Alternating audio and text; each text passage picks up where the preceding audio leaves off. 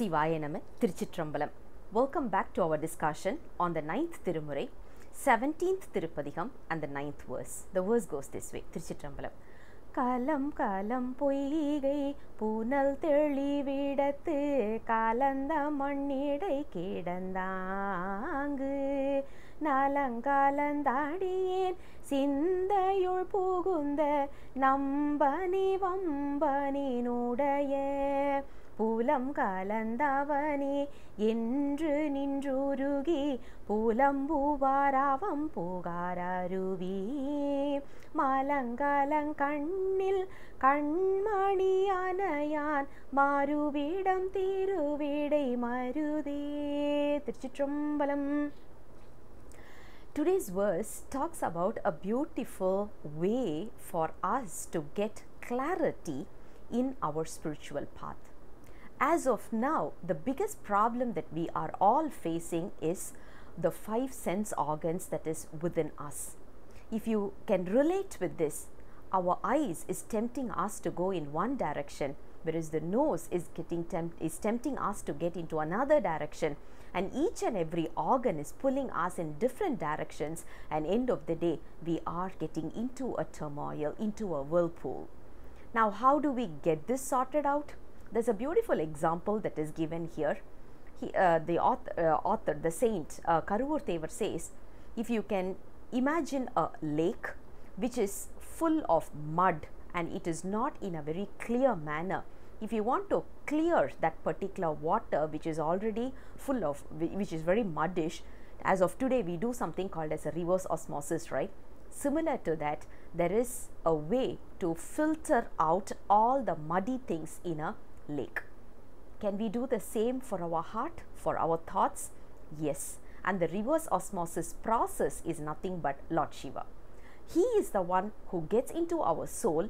He is the one making sure that all our turmoil, all our whirlpool comes to a standstill. Now, how is he doing it?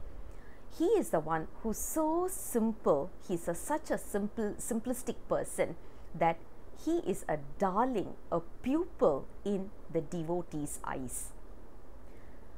So why isn't possible that he is a darling in my eyes? It is because he is already a darling for us, but just that we did not realize it. The reason is, even today we can relate with this. We will be gazing at something, but if our thoughts or our heart is not there, we will not know, or we won't be able to register what we are seeing. So we will just be gazing at some object, but we will not even relate that we are gazing at it. So what should happen first is, our mind must come to a standstill. Mind must come to a standstill so our eyes can coordinate with the mind, and then we will be able to relate with what we are seeing. As of today, Lord Shiva is there in our eyes, just that we don't have the capacity to to realize that. So what he is doing is, he is working with our soul, he is working with our heart, he is working with our mind and intellect to make sure all these kind of whirlpools are getting to a standstill. He is just making sure that our heart is just coming to us, it's like in a meditative state. Once our mind achieves that, obviously we will know, because we are going to be in a present situation.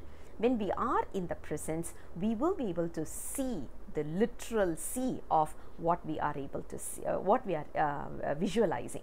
That is what verse number 9 is all about. Our eyes will be able to see and relate with an object only when our mind is associated with that. When our mind is already in a turmoil, we won't be able to do so. So Lord Shiva is first working with our heart, with our thoughts, with our mind, so that it can come to a standstill. Once it achieves the stillness, then our eyes, we will start to realize that he is the one who is the darling of our eyes. Once we realize that, he is going to be the one which is part of our eyes, which means whatever we see will only be taken as Lord Shiva itself. We won't be able to see anything other than Lord Shiva. That is what verse number 9 is all about. I'll come back again with the next verse very soon. Until then, Sivaya Nama Thiruchitrambalam.